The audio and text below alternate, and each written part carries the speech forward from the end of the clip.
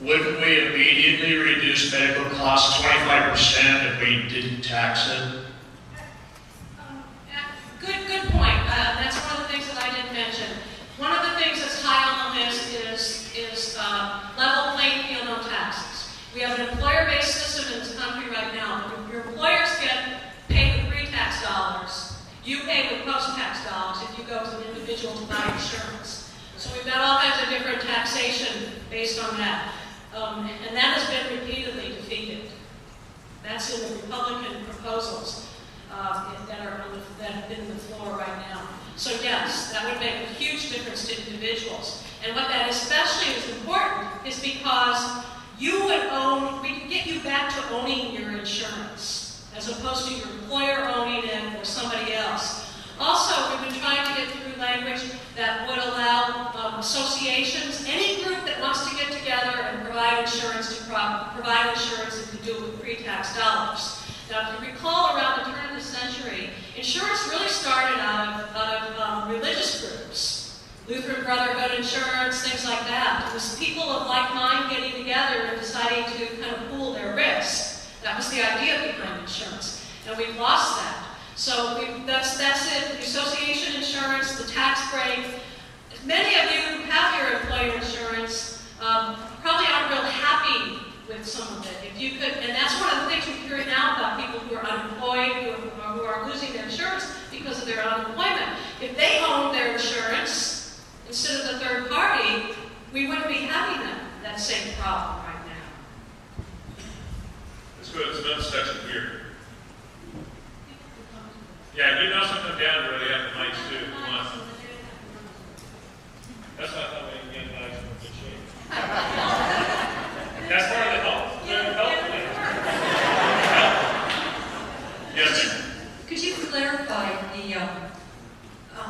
the reasons that this whole thing, who is benefiting from us, from all the Obamacare? I mean, we know that politicians want a lot more power, but there's a lot of other people jumping on this bandwagon, I'm wondering, or groups, and I'm wondering, what are the top 3 organizations beyond government politicians that benefit from us doing this? What's behind it for them? One of them, their main group in my book, the main group that's benefiting sort of behind the scenes is the trial lawyers. There are 12 plans out there at the moment, wending their way through Congress or stalled there. Out of the 12, 3 mention tort reform, and none of House Bill 3200 is not one of those 3. So that group is, what could be better than to have everyone on a health plan that runs on taxes, and therefore you're absolutely guaranteed of getting some money if you sue somebody. What could be better? There's also a big push from the unions, and this was brought up when Mrs. Clinton ran her plan a number of years ago. It'd be really nice to have gigantic healthcare unions.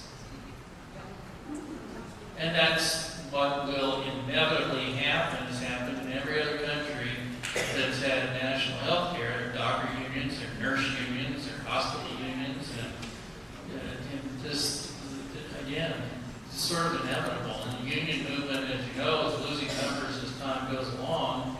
And union leaders would love to see a big bump in union membership. I couldn't tell you what the third most likely candidate pushing this along is. Let me just say, this issue of nationalized healthcare didn't just start in 1993 or 1965. It actually started in the late 1900s, and Germany was the first country to nationalize its healthcare in 1886. And folks, what we had at the turn of that century, in the early 20th century, we had a real socialist movement, not only in the world, but also in this country. And since then, since World War I, we have had, with the exception of FDR in 1935 and Hillary here in 1993, what we have had is an incremental move towards socialized healthcare in this country. And I think you need to be aware of that. when you say what are the top 3 groups, I don't think we can put a specific finger on what those 3 groups are. You just need to understand there's a movement out there to socialize our entire medical care, and this is one more example of it with Obamacare. The Big Five, we refer to the Big Five. The Big Five are American Hospital Association, the big insurance companies that have there are small insurance companies, big insurance companies, the big groups that are represented by AARP, the unions, and the AMA. And those are the ones who have been up in the secret meetings. I know someone who was in one of the secret meetings, and in fact, he told me on July 23rd that the public plan was indeed off the table, that Obama had promised that he would remove the public plan from consideration, but that he would not go public with it because he feared retaliation from his hard left supporters. So we saw that last week when he started doing the move towards removing the public plan, and so now he's back and forth. Another thing with the union and the AMA, first of all, AARP, does everybody know how the AARP makes money off of selling it? They don't make money off of selling insurance, they get royalties from selling insurance. They turn over the leads to United Healthcare, which is one of the biggest in the country. So the AMA is very vested. I was on CNN last night facing off with the director of policy from the AARP, and I'm told I won.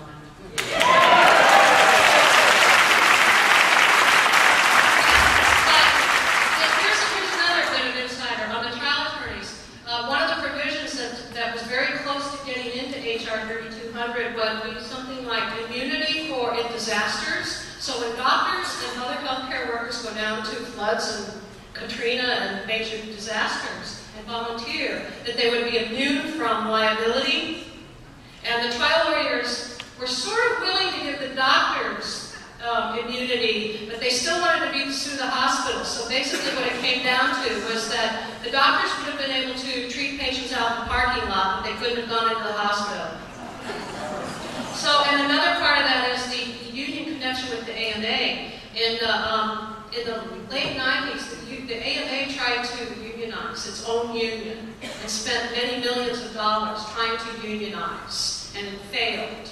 So it's my contention, and I don't have everything to completely nail this, but it is my belief that that's part of the AMA's deal here with the unions. That if this is well passed, that the AMA then will team up with the AFL-CIO to unionize medical workers and try to unionize doctors again.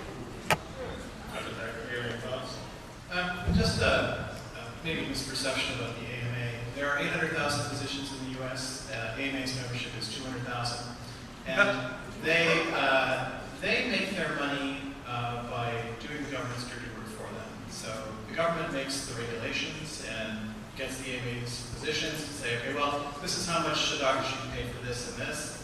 And so it's kind of they both kind of work together. Then the AMA gets to sell those books to all the doctors. And that's, as Catherine mentioned, that's where 70% of their income comes. So when you see, AMA coming out in support of something pro-government, they are already in bed with the government. They are making their money by implementing the government's policies. And we need a different kind of AMA. We need something that voices